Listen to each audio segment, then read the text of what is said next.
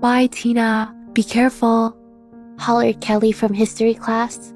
She knows I have to hide in the hallways between class because of the boys that bully me. It's gotten to be pretty bad. Normally she walks with me, even though she can't really do anything anyway. They just hold her back, but at least it comforts me to have her there. But now, we're in different classes and hers is before mine. Oh no, now the group that I've been hiding behind just turned into their class. Maybe the bullies will already be in class. I wish I could track them so I could avoid them. If only I had a Find My Bully app. Ow, ow, ow. Someone grabbed me from the bathroom and threw me into one of the stalls. There they are. Hey, little Miss Know-It-All, where's my money? The biggest bully. John yells at me while some of his crew reached into my pockets and the others emptied everything in my bag onto the floor. Where's the money? He shouts. It's in my wallet, I stammer. Where's your wallet? He's inches away from my face. I don't know. Isn't it there? No, man, no wallet anywhere. One of his lackeys says while eating my lunch. Are you lying to me? I thought we had an understanding. You bring me money every day, and you don't get hurt. Well then, you don't have the money, so I guess I'm just going to have to hurt you. I staggered out of the stall and towards the sink. Nothing on my face. Nothing visible. They kicked me in the stomach over and over again. They pulled my hair. They threw me against the wall and kicked me some more. It's getting worse. It used to be just a couple slaps and punches here and there. I have to go to class. Mom, why didn't you wake me up? I yelled as I bolted down the stairs while putting on my clothes and shoving books into my backpack. I see the school bus pull up in the front of the house. I'm not gonna make it. My homework is laid out everywhere on the dining table. I swept them all into my backpack, grabbed my shoes, and ran out the door barefoot. I made it to the bus. Thank God. I can't miss school today. Our final presentation for history class is today. It determines 30% of our grades. My presentation is on the Mesopotamia era, and my parents have been helping me with it for weeks. They've been so supportive as always. I haven't told them about the bullying. But I think they've been suspicious since my wrists were broken. I told them I turned too sharply on my bike and fell. But actually, John and his gang, they rode their bikes into mine, forcing my bike to hit the curb at the full speed I was going. I nearly had to have surgery to put a pin in my left wrist to help it heal, but thankfully it didn't happen. My cast just came off a week ago, but ever since then, I noticed that they started to have some doubts of my story, and so became suspicious. When I got to school, I walked out of the bus still practicing my speech. Disease was seen as a sign of the gods, displeasure with a person, or even as a manifestation of evil spirits indwelling them. The duty of the doctor was to identify the sin which has caused such displeasure, and to prescribe the correct religious ceremony to bring about healing. Exorcism was commonly recommended. As I walked through the door, guess who was waiting for me? Where's my money, Hermione? John's face was so close to mine, I could guess what he had for breakfast. In my backpack. As I stumbled those words out, I remember sweeping everything from the dining table into my bag. Everything except my wallet. I can remember exactly where it is too, like that's going to help me. After one of his lackeys went through the contents of my bag, that was all over the floor, he turned to his boss and said, No, nothing here. John slowly turned his head back to me. I immediately begged, Please, John. I'm sorry I left it at home. I didn't mean to. I have a presentation today. I can't be late. I'm already late. Please. I promise I'll bring it tomorrow, please. John let me go and looked at the ground thinking hard. If I let you go, what will the others think? That I would just let someone go who disrespects me Twice in a row? No, this time, you're really gonna get it. This time, they punched me everywhere.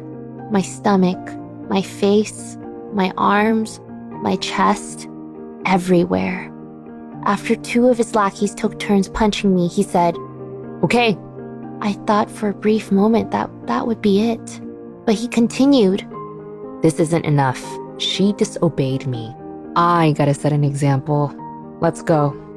He turns to walk away and his lackeys drag me by the legs face down behind him. Please, no! I screamed the whole way through. As we were about to pass the parking lot behind the school, my mom and dad appeared out of nowhere, like superheroes. My mom looked at my crying face on the floor, being dragged by my feet by the 2 big boys, and was shocked. My dad ran over to chase them away, and my mom ran towards me and held me crying. She called an ambulance, but after the paramedics told her I was fine, we drove home together. When we got home, she sat down next to me and asked, Baby, why didn't you fight back? Why do you let them keep beating you? I looked to the ground and I told her, Well, I'm a girl, and girls can't fight boys. Plus, they always tell me that I deserve it, and it's not just them that think so, but also my teacher told me so. I tried to talk to one of my teachers before about the bullying, and she told me, You're only saying this to get attention. You probably deserve the treatment. You need to be taken down a peg anyways, Miss A+ student. After I heard that from the teacher, I really believed it's what I deserved. My mom had tears in her eyes. She held me and told me to go clean up. The next day, I went to school with them.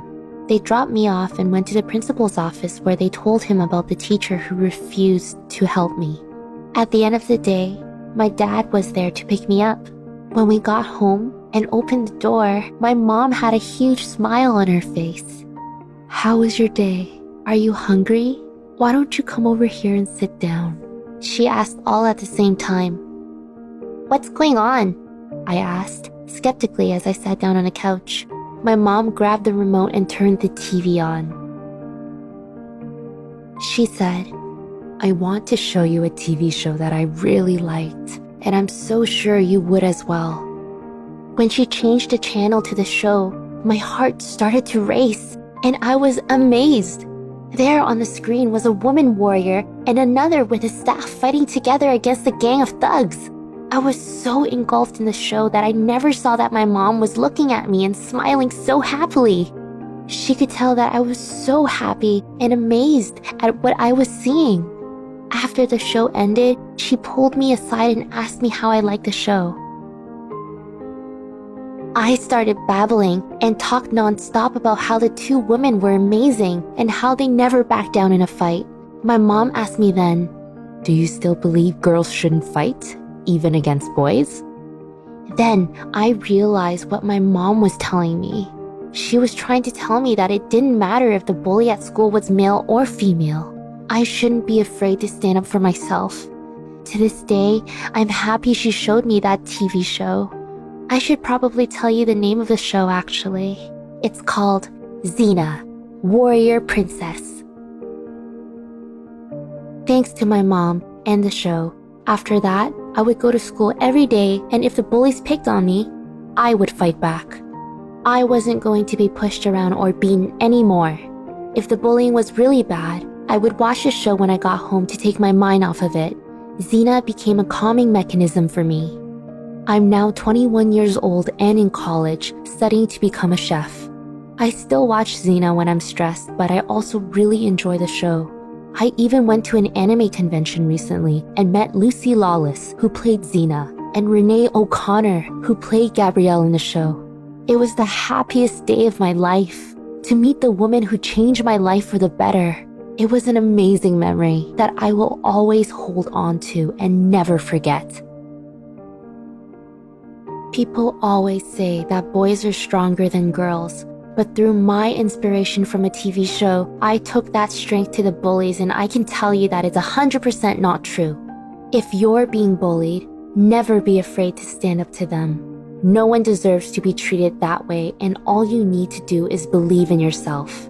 Also, always tell someone like a teacher or parents so they can help you.